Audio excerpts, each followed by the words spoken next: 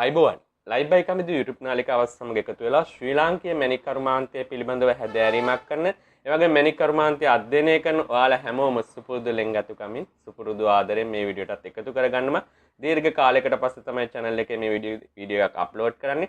අද මම ඔයාලත් එක්ක සාකච්ඡා කරන්න බලාපොරොත්තු වෙන විශේෂ මැණික් කර්මාන්ත තවත් වැදගත් පැතිකඩක්. පතල් කර්මාන්තයට තාමත් වැදගත් පැතිකඩක්. මැණික් කර්මාන්තයේ තියෙන මැණික් ඉල්ලම පිළිබඳව සාකච්ඡාවක් තමයි ඔයාලට මම අද මේ විදිහට ගෙනෙන්න බලාපොරොත්තු වෙන මේ වීඩියෝ එකෙන්. බොහෝ කාලයකට පස්සේ තමයි channel එක තුලින් වීඩියෝ එකක් අප්ලෝඩ් කරන්න තීරණය කරේ. ඒ වගේම ඔයාලා නිරන්තරයෙන්ම මැණික් කර්මාන්තයට උනන්දුවක් දක්වන බොහෝ පිරිසක් නිරන්තරයෙන්ම channel එකත් එක්ක සම්බන්ධ වෙනවා. ඒ වගේම මම කියන කරුණු අධ්‍යයනය කළ බොහෝ දෙනෙක් මැණික් කර්මාන්තයේ සාර්ථක පැතිකඩයන් වලට මේ වෙනටත් ළඟා වෙලා තියෙනවා. ඒ නිසා ඔයාලා මැණික් කර්මාන්තයට උනන්දුවක් දක්වනවනේ. ඒ වගේම ඉදිරියේදී ඔයාලා මැණික් කර්මාන්තයට එකතු වෙන්න බලාපොරොත්තු තියෙනවා. ඔයාලට මේ වීඩියෝ එකත් ඉතාමත් වැදගත් වෙයි. ඔයාලා දැනටමත් channel එකත් එක්ක එකතු වෙලා නැත්නම් ඔයාලට පුළුවන් channel එක subscribe කරලා channel එකත් එක්ක එකතු වෙන්න. ඊළඟ මේ වගේ වීඩියෝ එකක් අප්ලෝඩ් කර සැනින් notification එකක් ගන්න ගන්න අවශ්‍ය නම් ඔයාලට පුළුවන් subscribe button එක අසලින් තියෙන bell icon එක click කරන්න අමතක කරන්න එපා. විශේෂයෙන්ම මැණික් ඉල්ලමක් පිළිබඳව සාකච්ඡා මම ඔබත් එක්ක මේ සාකච්ඡා කරන්න බලාපොරොත්තු වෙන විශේෂම දේ තමයි මට පසුගිය කාලේ යොමු කරපු ගැටලු බොහොමයක තිබුණු දෙයක් තමයි මේ ඡායාරූප මගින් බොහෝ දෙනෙක් විමසීමක් ලක් කරන කරුණක් තමයි මේක මැණික් ඉල්ලමක්ද මේ gem deposit එකක්ද මේ වෙනි කරුණු අපිට ඡායාරූප මගින් නිවැරදි අධ්‍යයනයක් කරලා නැතුව කියන්න හරි අමාරු කරුණක් නිසා තමයි මම මේ පිළිබඳව සාකච්ඡාවක් කරන්නේ. මේ සාකච්ඡාව වලට හොඳින් සවන් දුන්නොත් ඔයාලට තේරුම් ගන්න හැකියාවක් තියෙනවා. ඔබට හමු වෙලා තියෙන මැණික් ඉල්ලමක්ද? එහෙම නැත්නම් ඔබ කොහොමද මේ මැණික් ඉල්ලම පිළිබඳව තවදුරටත් ගවේෂණය කරන්න කියන කරුණ පිළිබඳව. එහෙම නැත්නම් ඡායාරූපයක් මගින් අපිට නිවැරදිව එකෙල්ලේ භූමි පරීක්ෂාවකින් තොරව මේක මැණික් ඉල්ලමක්ද කියලා නිශ්චිතව පැවසීමට අපහසුතාවයක් තියෙනවා. පැවසීමට හැකි අවස්ථා තියෙනවා. නමුත් බොහෝ දුරට එහෙම නොහැකි අවස්ථාවක් තමයි තියෙන්නේ. ඒ නිසා මම අද මේ වීඩියෝ පුරාවට ඔයාලත් එක්ක සාකච්ඡා කරන්නේ කොහොමද මේ මැණික් ඉල්ලම හඳුනාගන්නේ. ඒ වගේ මැණික් ඉල්ලමක් පිළිබඳ තියෙන තවත් සුවිශේෂී කරුණු බොහොමයක් අපි සාකච්ඡා කරන්න බලාපොරොත්තු වෙනවා. මීට පෙතමත් මම මැණික් ඉල්ලම පිළිබඳ වීඩියෝ එකක් කරා. ඒ වීඩියෝ එකත් ඔයාලට නරඹලා තවදුරටත් අධ්‍යයනය කරගැනීමේ හැකියාවක් තියෙනවා. විශේෂයෙන්ම ගත්තට පස්සේ මම මූලිකම මේ වීඩියෝ එකෙත් සඳහන් කරලා තියෙනවා ලංකාවේ හෝ ලෝකයේ මැණික් හමු වෙන මූලික ආකාර දෙකකට තමයි හමු වෙන්නේ.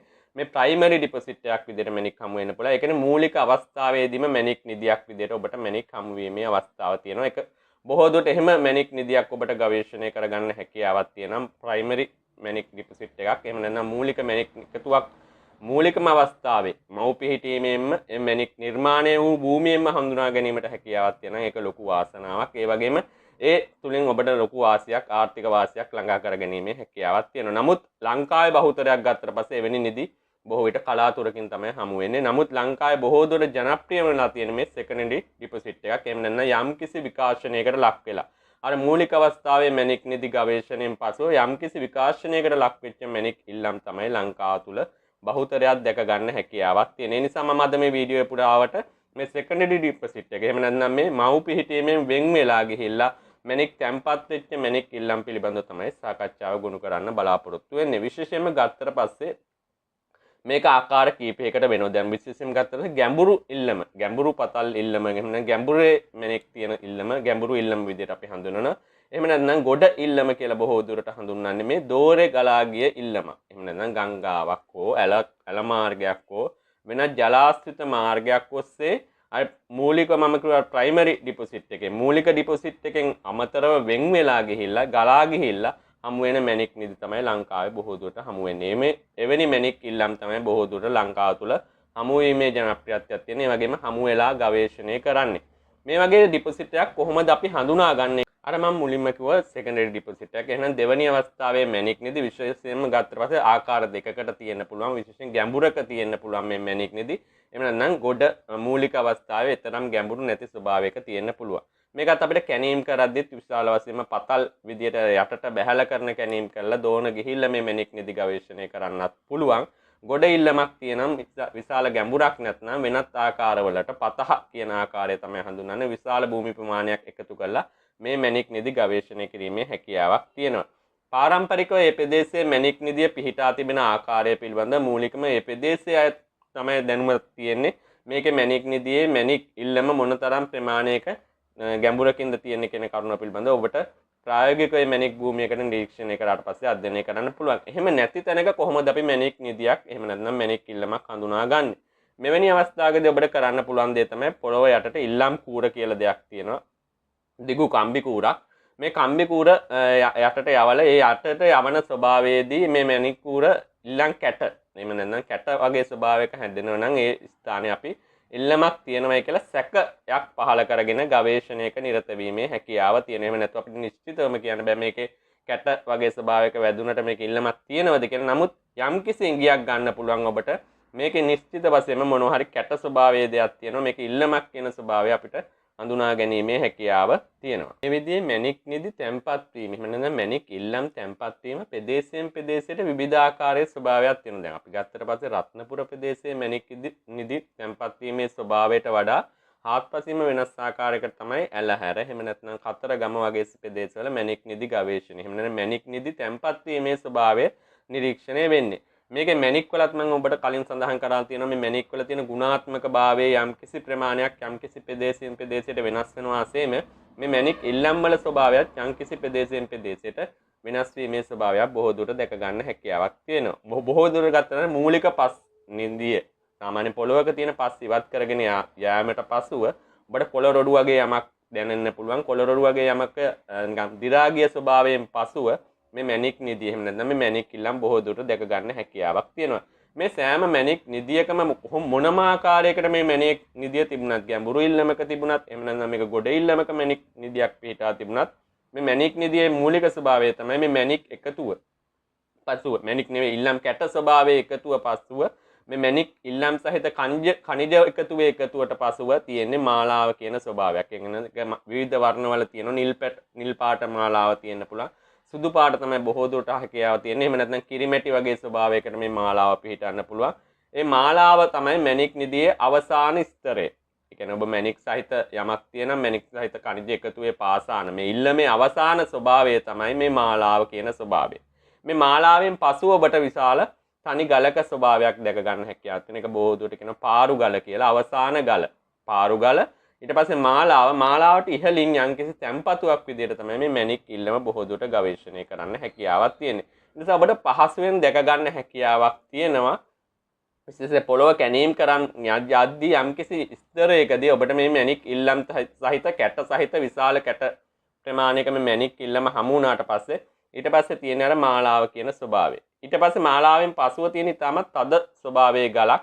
ඒ කියන්නේ ඔබ අනිවාර්යයෙන්ම එතන ඉල්ලමක් තිබිලා තියෙන බොහෝ දුරට ඉල්ලමක් හොයි පාසානේ එතනින් පසුව යම්කිසි පැවැත්මක් හැකියාවක් නැහැ. නමුත් අපි දැකලා තියෙනවා අධ්‍යයනය කරද්දී සමහර අවස්ථාවල මේ සෙකන්ඩරි ඩිපොසිට් එකකුත් ඒ කියන්නේ සෙකන්ඩරි ඩිපොසිට් එකේ මේ පාරු ගලට යටින් තව මැණික් නිදි ගවේෂණය කිරීමේ හැකියාවක් තියෙනවා. නමුත් බහුතරයක් අති බහුතරයක් තියෙන මේ පාරු ගලෙන් පසුව මැණික් නිදියක් පිහිටීමේ හැකියාව බොහෝ දුරට අඩුයි. එනිසා ඔබට මැණික් ඉල්ලම ගවේෂණය කරනවා නම් මූලිකම අර පාඩු ගඩෙන් තමයි අවසන් වෙනවා. ඊට ඉහළින් මාලාව තියෙනවා. මාලාවට ඉහළින් මේ කැට සහිත මැණික් ස්තරය එහෙම නැත්නම් මේ අපි හඳුන්වන ඉල්ලම දැක ගන්න හැකියාවක් තියෙනවා. විශේෂයෙන්ම ගත්තම සෙකන්ඩරි ඩිපොසිට් එකේ ඉල්ලමක බොහෝ දුරට මැණික් කැටම පමණද තියෙන්නේ. ඒකත් බොහෝ දෙනෙක් විමසීමට ලක් කරන කරුණක්. එහෙම දෙයක් නැහැ. අර අපි මුලින්ම කිව්ව ප්‍රයිමරි ඩිපොසිට් එක මූලික එකතුවක මැණික් තියෙනනම් එතන නිරන්තරයෙන්ම තියෙන මැණික් කැට සහ මැණික් සමග තියෙන වෙන ඛනිජ වර්ග තමයි එතන දැක ගන්න හැකියාවක් තියෙන. එතෙන්දී අපිට වෙනත් දේවල් බොහෝ දුරට අවසාදිත පාසාන එහෙම නැත්නම් මොන වෙනත් දේවල් ගස්වල අතුරුකිලි එහෙම නැත්නම් ඇට වර්ග මේවා දැක ගන්න හැකියාවක් නැහැ. නැත්නම් සත්ත්ව කොටස් දැක ගන්න හැකියාවක් නැහැ. නමුත් අපි විශේෂයෙන් ගත්තොත් සෙකන්ඩරි ඩිපොසිට් එක අර ඛනිජත් සමග විශේෂයෙන්ම මික්ස් වෙලා සත්ත්වයට සැකිලි තියෙන්න පුළුවන්. එහෙම නැත්නම් ඒ මැණික් සමග ඒ ඛනිජ සමග එකතු වෙලා ඇට වර්ග තියෙන පුළුවන්. මේ ඇට වර්ගත් මේ අද මෑත කාලීනව එකතු වෙච්ච දේවල් නෙමෙයි. බොහෝ දීර්ඝ කාලයක් තිස්සේ එකතු වෙලා පැවතගෙන එන ඇට වර්ග සාමාන්‍යයෙන් තියෙන්න හැකියාවක් තියෙනවා. විශේෂයෙන් ගත්ත පස්සේ මේ විදිහට අපිට සෙකන්ඩරි ඩිපොසිට් එකක් දැක ගන්න හැකියාවක් තියෙනවා. ඔබට ඒ සෙකන්ඩරි ඩිපොසිට් එකක් ගවේෂණය කරගැනීමේ හැකියාවක් තියෙනවා. අපිට මේකෙදි ගත්තට පස්සේ මේකේ සෙකන්ඩරි ඩිපොසිට් එකේ අර ඉල්ලමේ ස්වභාවය අර මම මාලාවට ඉහළින් ඒ පස් තට්ටුව ඔබට කැණීම් කරගෙන එද්දී මාලාවට පස් තට්ටුවත් මාලාවත් අතර තියෙන මේ ඉල්ලම් කියන කොටස වෙනමම ඔබට ලබා ගැනීමේ හැකියාවක් තියෙන ඩිපොසිට් එකක්. එහෙම නැත්නම් මැණික් ඉල්ලමක් ඔබ හඳුනා ගත්තට පස්සෙත් මේකේ විවිධ පැතිකඩයන් තියෙන ඔබ අධ්‍යයනය කර යුතුයි. මේ මැණික් ඉල්ලම නිශ්චිත ප්‍රමාණයක නිශ්චිත පරතරයක තියෙන්න හැකියාවක් නැහැ. ඒ කියන්නේ සමහර අවස්ථාවල තා ඝනකමක මැණික් ඉල්ලම් තට්ටුවක් ඔබට හමු වීමේ හැකියාවක් තියෙනවා. සමහර අවස්ථාවට ගෙවි ගිය ඉතාමත් කුඩා මැණික් ඉල්ලම් තට්ටුවක් ඔබට ගවේෂණය කිරීමේ හැකියාවක් තියෙනවා. මේකත් ස්ථීර එකම ලේයර් එකකට පැවතීමේ හැකියාවක් නෑ. ඔබට මේව ප්‍රායෝගිකව බොහෝ දුරට මැණික් ඉල්ලමක් ගවේෂණය නොකරන තාක් ඔබට දැනගන්න හැකියාවක් නෑ. නමුත් ඔබට ප්‍රායෝගික මැණික් ඉල්ලමක් ගවේෂණය කරන්න අවස්ථාවක් ලැබුණොත් ඔබට මේ පිළිබඳව දැනගැනීමේ හැකියාවක් තියෙනවා. මේ මැණික් ඉල්ලම එක්තරා ලෙවල් එකකට එකම ලෙවල් එකකට පවතින හැකියාවක් නෑ. විවිධ ආකාරයට අර පාරුගල නිර්මාණය වෙලා තියෙන ආකාරයට සමහරට දැක ගන්න හැකියාවක් තියෙනවා. මම කිව්වා මැණික් ඉල්ලමට පසුව මාලාවට පස්සේ මේ පාරුගල අවසාන ගල් ස්තරයේ තියෙන මේ ගලට සාපේක්ෂව මේ මැණික් ඉල්ලම නිර්මාණය වෙලා තියෙනවා.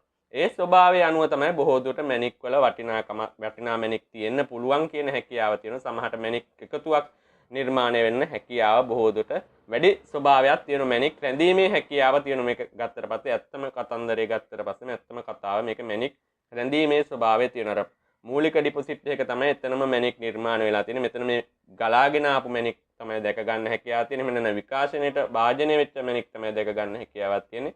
ඒ නිසා එතෙන්දී මැණික් රැඳීමේ ස්වභාවය අනුව මේ ඉල්ලම් වල ස්වභාවය තියෙන විශේෂයෙන් ගත්තට පස්සේ ඇත්තඩි ඉල්ලම කියලා තියෙනවා. ඇත්තඩි කියන්නේ බොහෝ දුරට ගැඹුරු ඉල්ලම්. මේ වගේ තැන්වල ඉල්ලමක් ගවේෂණය කරන්න හැකියාවක් තියෙනවා. බොහෝ වාසි ස්වභාවයන් තියෙන. ඒ කියන්නේ ඉල්ලම එකම ස්තරයකට පැමිණිලා යම්කිසි මට්ටමක එකම තැනක බහලා තියෙන වලවල් විදියට බහලා තියෙන ඉල්ලම් තියෙනවා. අපි බොහෝ දුරට හඳුනන ඇත්තඩි ඉල්ලම කියලා. ඒ වගේ ඉල්ලමක් ඔබට ගවේෂණය කරන්න හැකියාවක් තියෙනවා. බොහෝ වාසි ස්වභාවයන් තියෙනවා. ඒ කියන්නේ ඔබ දන්නවා මැණික් කියන්නේ ඊටම බර khනිජයක්. මේ ඉල්ලමේ තියෙන මැණික් සමග තියෙන අනිකුත් khනිජ වර්ග විවිධ khනිජ වර්ග තියෙනවා. ක්වාට්ස් තියෙන්න පුළුවන්. එහෙම නැත්නම් විවිධ වර්ගයේ බොරොල්ලු වර්ග තියෙන්න පුළුවන්. මේ විවිධ වර්ගයේ දේවල් khනිජ එකතුවක් තියෙන්න පුළුවන්. අර බර khනිජ ටික අර ඇත්තඩි ඉල්ලමක් වගේ තියෙනන් ඒ වගේ ගැඹුරු ස්ථානයක බැහැලා තියෙන්න පුළුවන් බර ස්වභාවය. එතනින් එහාට යන්න නැති ස්වභාවයක් ඒ ඉල්ලමේ දැක ගන්න හැකියාවක් තියෙනවා. මේ වගේ ඉල්ලම් වල විවිධ ස්වභාවයන් තියෙනවා. ඒ එකම ස්තරයක නෑ විවිධ ස්තරවල තියෙනවා. ඒ වගේම මේ මැණික් ඉල්ලම් ගවේෂණයේදී තවත් වැදගත්ම කරුණ පිළිබඳව සාකච්ඡා කළා. මම මේ වීඩියෝ එක අවසන් කරනවා. විශේෂයෙන් මේ මැණික් ඉල්ලමක් මැණික් khනිජ සහිත මේ ඉල්ලමක් ලැබුණම බොහෝ දෙනෙක් විශ්වාස කරන දෙයක් තමයි මැණික් මේ තුල නිශ්චිතවම තියෙනවා කියලා. එහෙම අපිට නිශ්චිතවම මේ භූමියක මැණික් ඉල්ලමක් එහෙම khනිජ එකතුවේ ස්වභාවය දැකලා අපිට නිශ්චිතවම කියන්න බෑ මේ ස්ථානයේ මැණික් තියෙනවද කියලා.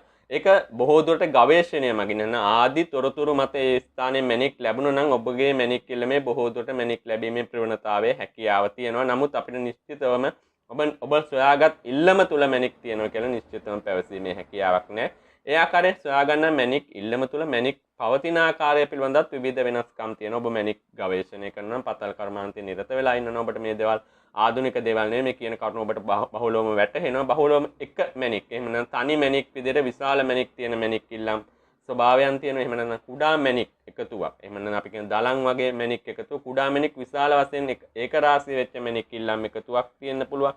මේ විදිහේ විවිධාකාරණය මැණික් ගත්තට පස්සේ මැණික් වල තියෙන විවිධභාවය විවිධ එකින් එකට වෙනස් ස්වභාවය විවිධ පැතිකඩයන් ඔස්සේ වෙනස් වෙන ස්වභාවයක් තියෙන. ඒ වගේම සමහර මැණික් ඉල්ලම් තියෙනවා ගුණාත්මක භාවයෙන් වැඩි මැණික් පමණක් හමු වෙන ඒවා තියෙනවා. එමෙන්න ගුණාත්මක භාවයෙන් අඩු මැණික් විශාල ප්‍රමාණයක් හමු වෙන මැණික් නිදි ගවේෂණය කරගන්න හැකියාවක් තියෙනවා. ඒ නිසා මැණික් ඉල්ලමේ ස්වභාවය අනුව විවිධ ආකාරයේ මැණික් ඉල්ලම් ස්වභාවයන් අපිට දැක ගන්න හැකියාවක් තියෙනවා. මම තවත් සුවිශේෂී කරුණක් මතක් කරනවා. විශේෂයෙන්ම ඉල්ලම් ස්වභාවය අර මම ඔබට කලින් කිව්ව ඉල්ලම් ස්වභාවය ඉල්ලම් ස්තරය ගත්තට පස්සේ අර මාලාව ස්වභාවයෙන් ඔබ ඉල්ලම කිසිසේත්ම නතර කරන්න එපා. මාලාවේ ස්වභාවයේත් යම්කිසි අඩි ප්‍රමාණයක් ඔබ නිරන්තරයෙන් මේ ඉල්ලමත් සමග ගොඩටගෙන සෝදා එහි පරීක්ෂණ කටයුතු සිදු කළ යුතුයි. විශේෂයෙන්ම ගත්තට පස්සේ මැණික් කියන khනිජය ඉතාමත් බර khනිජයක්. විශේෂයෙන්ම ගත්තට පස්සේ අවසාන ස්තරය අර මැණික් ඉල්ලමේ අවසාන ස්තරය අර මාලාවත් සමග ඇලිලා තියෙන්න පුළුවන්. ඒක මැණික් ගවේෂණය කරන අය බොහෝ දුරට මාලාවෙත් කොටසක් අනිවාර්යයෙන්ම බහුලව මැණික් තියෙන ප්‍රදේශවල අනිවාර්යයෙන්ම ඒක සෝදා පරීක්ෂාවට ලක් කරනවා. ඔබට මැණික් ඉල්ලමක් තියෙන මාලාවෙන් අතර කරන්න එපා. මාලාවත් හැකියපමණ ස්වභාවයක් අරගෙන ඒ මාලාවත් සෝදලා ඔබට මේ මැණික් ඉල්ලම ගවේෂණය කිරීමේ හැකියාවක් තියෙනවා. ඒ නිසා ඔබට සියලු දෙනාට මේ වීඩියෝ එක නරඹන මැණික් පිළිබඳව ගවේෂණය කරන ඔබ සියලු දෙනාම සාර්ථක මැණික් ඉල්ලම ඒ වගේම හොඳ මැණික් khනිජ ලබා දෙන ගුණාත්මක භාවයෙන් ඉහළ මැණික් ලැබෙන වාසනාවන්ත මැණික් ඉල්ලමක් ලැබෙන්නේ කියලා ප්‍රාර්ථනා කරන මේ වීඩියෝ එක අවසන් කරනවා. ඒ වගේම ඔබටත් තවත් මේ විදිහේ මැණික් කර්මාන්තය පිළිබඳ විවිධ පැතිකඩයන් ඔස්සේ මගේ channel එකෙන් ඔයාලට වීඩියෝ නරඹීමේ හැකියාව තියෙන channel එක subscribe කරලා එකතු වෙන්න කියලාත් ආරාධනා කරනවා. ඔබේ මිනිකැටේ සැබෑ තතු පහදා අසමසම මෙලක් ඔබේ දෑතට විශ්වාසනීය මැණික් සන්නාමය කාමින්දු ජේම්ස් අමතන්න 0779 715 137